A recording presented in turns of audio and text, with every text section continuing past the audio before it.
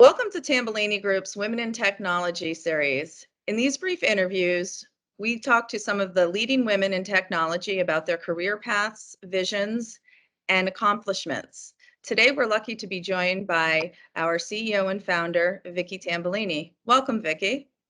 Hi, Liz. Thanks for having me today. Thanks for joining us. Before we talk more about your current day work, I'm curious to hear what you wanted to be when you grew up and why. Liz, I always wanted to be an entrepreneur. I'm probably the only person you've ever talked to that carried a briefcase to kindergarten. I didn't know what an entrepreneur was when I was 5 years old, but I did know I wanted to be one. I thought about making money from the time I was little, and I thought a businesswoman would be really a cool thing to be. So since that time, can you tell us about your education and career pathway that led you to founding and leading the Tambellini Group? Well, I went to a lot of different schools growing up. I think one of the things that helped me a lot along the way was I met a lot of people. I learned to be very resilient in my years growing up in my educational journey.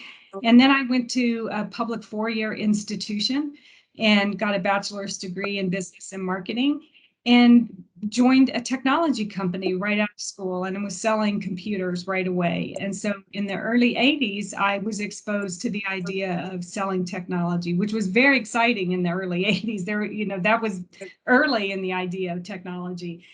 And determined in the late 80s that selling software would probably also be really exciting. So I went to sell software in 1990 and started a management pathway, and from there became accustomed to the idea that analysts were really important. And I from there figured out that we were missing some things in higher education in the analyst community, and I knew that that if we could spend our time focusing on what was missing, we could do a better job and serve this community. And I'm so excited to be able to say today that I believe we're the best firm in serving higher education. So I think we're well on our way to accomplishing a goal that we set out to do 20 years ago. And that early pathway to exposure to software and technology has certainly set us up to do that.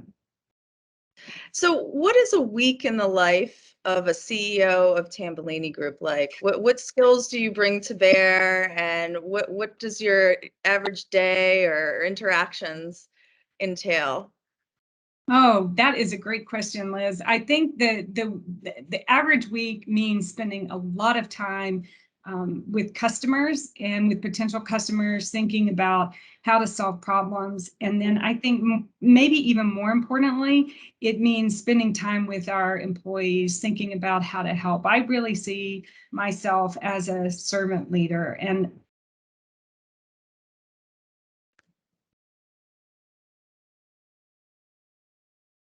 their job by themselves. And we have to have really strong leaders have to be really strong at understanding how they can help other people do their jobs, and know when it's time to help, to step in and be the support system that other people need, and never be afraid to hire people that know more than they do about the job that they're doing, and be there along the way to be supportive. So I see myself every day providing support to the people on our team to get their jobs done, and enabling that. And as a result of that, that's what I do all day long. I spend a lot of time supporting our team and supporting our customers.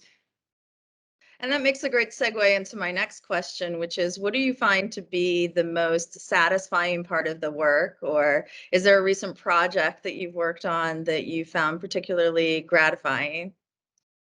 Well, that's easy. The most satisfying part of the work is when our customers are grateful, and that happens a lot. We often hear our customers tell us that they appreciate the work that we do, and we get a lot of notes back from institutions that say thank you. Thank you for hiring this person, or thank you for what you did for us on a particular conversation, or thank you for a special engagement that you did for us, or this paper really helped us. I mean, it runs the gamut. And so I think it's just so important to know that people appreciate the work that we do. And even though they're paying us to do the work, they still say thank you.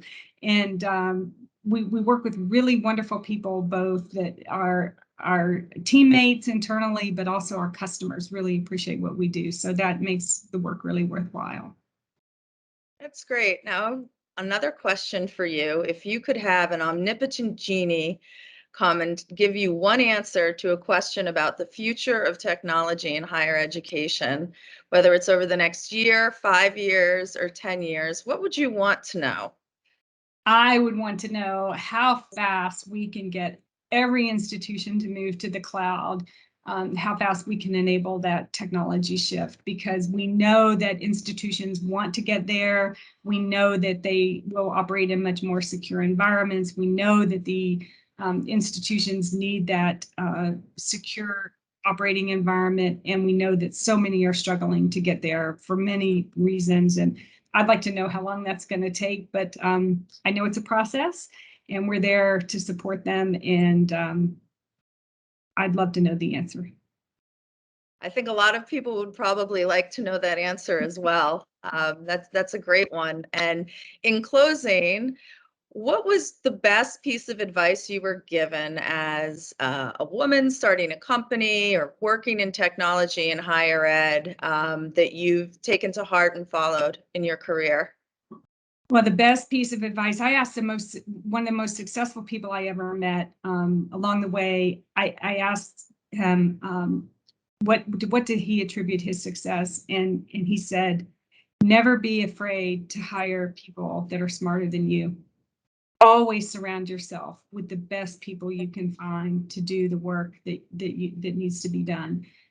And that really struck me, and that was 30 years ago, and I have always tried to hire the best people that I could hire.